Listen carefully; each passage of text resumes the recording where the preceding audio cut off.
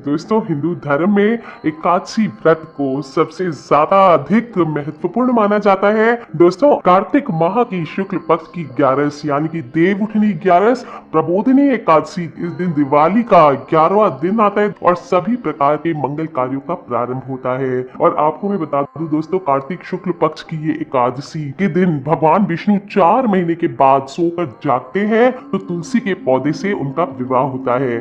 तुलसी धार्मिक, आध्यात्मिक, आयुर्वेद महत्व की दृष्टि से बहुत ही विलक्षण, बहुत ही इंपॉर्टेंट पौधा है। दोस्तों, जिस घर में इसकी स्थापना होती है वहां आध्यात्मिक उन्नति के साथ साथ सुख, शांति और समृद्धि सभी तरह से अपने आप आ जाती है। वास्तु दोष घर के दूर हो जाते, वातावरण में स्वच्छता और शुद्धता बढ़ जाती है, घर में आरोग्य की वृद्धि होती है। पौराणिक कथाओं के अनुसार देवों और दानवों द्वारा जब युद्ध हुआ था, समुद्र मंथन हुआ था, उस समय जो अमृत धरती पर छलका था उससे माना जाता है तुलसी की उत्पत्ति हुई थी। इसलिए इस पौधे के हर हिस्से में अमृत के समान गुण है। और तुलसी को हम संस्कृत में हरि प्रिय भी कहते हैं, अर्थात जो हरि यानी भगवान विष्णु को प्रिय है। औषधि के रूप में तुलसी की उत्पत्ति से भगवान विष्णु का संताप दूर हुआ था। हिंदू धर्म में हमारी मान्यता है कि तुलसी के पौधे की जड़ में सभी तीर्थ, मध्य भाग में तने में सभी प्रकार के देवी देवता और ऊपरी शाखाओं में सभी वेद यानी चारों वेद स्थित हैं। इसलिए दोस्तों, इस मान्यता के अनुसार तुलसी का प्रतिदिन दर्शन करना पाप नाशक समझा जाता है।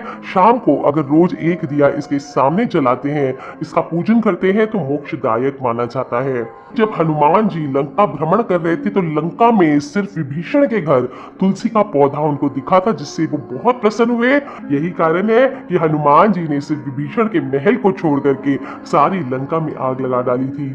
दोस्तों, हमारे पद्म पुराण में उल्लेख है कि जहां तुलसी का एक भी पौधा होता है वहां त्रिदेव यानी कि ब्रह्मा, विष्णु, महेश निवास करते हैं। दोस्तों, जिस पूजा और यज्ञ के प्रसाद में तुलसी दल नहीं होता उस भोग को भगवान स्वीकार नहीं करते हैं। भगवान विष्णु और उनके सभी अवतारों और स्वरूपों की पूजा में तुलसी का नैवेद्य नहीं होने से पूजा अधूरी मानी जाती है। विष्णु पूजा के लिए तो यहाँ तक कहा गया कि कोई भी नैवेद्य ना हो, कोई भी विधान ना किया गया हो, केवल तुलसी का एक पत्ता अर्पित कर दें तो पूजा संपूर्ण हो जाती है।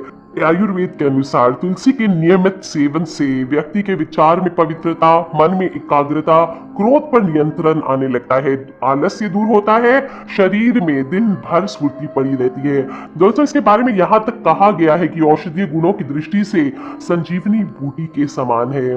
दोस्तों, और इस दिन हम तुलसी एकादशी मनाएंगे। इस पाप विनाशिनी एवं मुक्ति देने वाली एकादशी है दोस्तों। और पुराणों में लिखा है कि इस दिन के आने से पहले तक गंगा स्नान का महत्व होता है। इस दिन उपवास रखने का पुण्य कई तीर्थ दर्शन, 1000 अश्वमेघ यज्ञ एवं 100 राजसूय यज्ञ के तुल्य माना जाता है। और इस दिन का महत्व स्वयं ब्रह्मा जी ने नारद मुनि को बताया था। उन्होंने कहा था कि कार्तिक माह की जो एकादशी है, तुलसी एकादशी, इस दिन एकादशना करने से एक जन्म, रात्रि भोज से 2 जन्म एवं पूर्ण व्रत पालन करने से 7 जन्मों के पाप नष्ट हो जाते हैं। कई जन्मों का उद्धार होता है एवं बड़ी से बड़ी मनोकामना पूर्ण होती है। और इस दिन अगर आप व्रत जगा कर लेते हैं तो कई पीढ़ियों को मरने के बाद स्वर्ग की प्राप्ति होती है। दोस्तों, जागरण का बहुत बहुत महत्व होता है। इससे मनुष्य इंद्रियों पर विजय पाने योग्य बनता है। इस व्रत की कथा सुनने एवं पढ़ने से 100 गायों के दान के बराबर पुण्य मिलता है। और किसी भी व्रत का फल तब प्राप्त होता है जब वह नियम से, विधि विधान के साथ किया जाए। दोस्तों, इस प्रकार ब्रह्मा जी ने इस देव उठनी 11 अथवा प्रबोधिनी एकादशी का व्रत का महत्व नारद जी को बताया एवं प्रति कार्तिक माह में इस व्रत का पालन करने को कहा।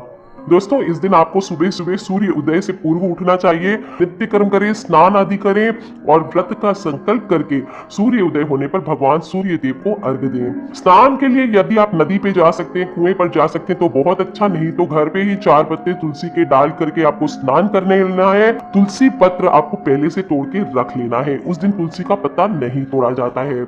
निराहार व्रत करना है और 12 को पूजा करके व्रत पूर्ण माना जाता है, भोजन ग्रहण किया जाता है। व्रत जगा अगर आप करना चाहें तो करें। और बेल पत्र, शमी पत्र और तुलसी पत्र इस दिन चढ़ाने का बहुत महत्व आता है। इस प्रकार की मान्यता है कि जो मनुष्य तुलसी विवाह करता है उसे मोक्ष की प्राप्ति होती है। इस प्रकार देवउठनी 11 अथवा प्रबोधिनी एकादशी के दिन तुलसी विवाह का महत्व बताया गया है। सभी के घरों में तुलसी का पौधा जरूर होता है। उसको चुनरी आदि से सजाने का विधान है। दुल्हन की तरह सजाया जाता है तुलसी माता को।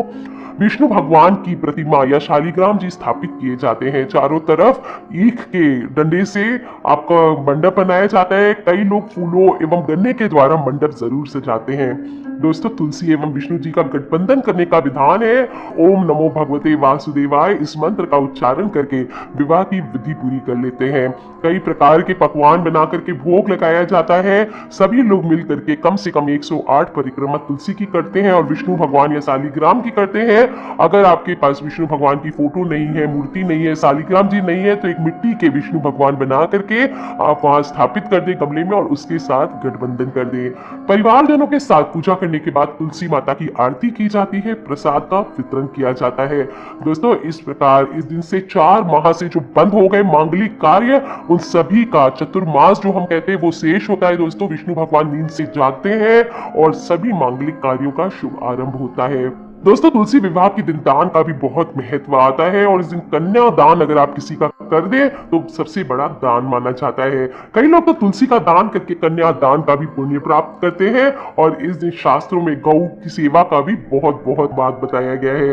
दोस्तों, इस तरह से कर लीजिए तुलसी विवाह का आयोजन। आप इस बार तुलसी विवाह का कम से कम तुलसी माता की पूजा उस दिन जरूर करनी है। सुबह सुबह जल चढ़ा करके, चुनरी उड़ा करके दुल्हन की तरफ को सजाना है। कम से कम एक मिट्टी के विष्णु भगवान को उनके साथ स्थापित करके गठजोड़ा करके संध्या को परिवार सहित उनकी आरती करके फेरी जरूर लगानी है।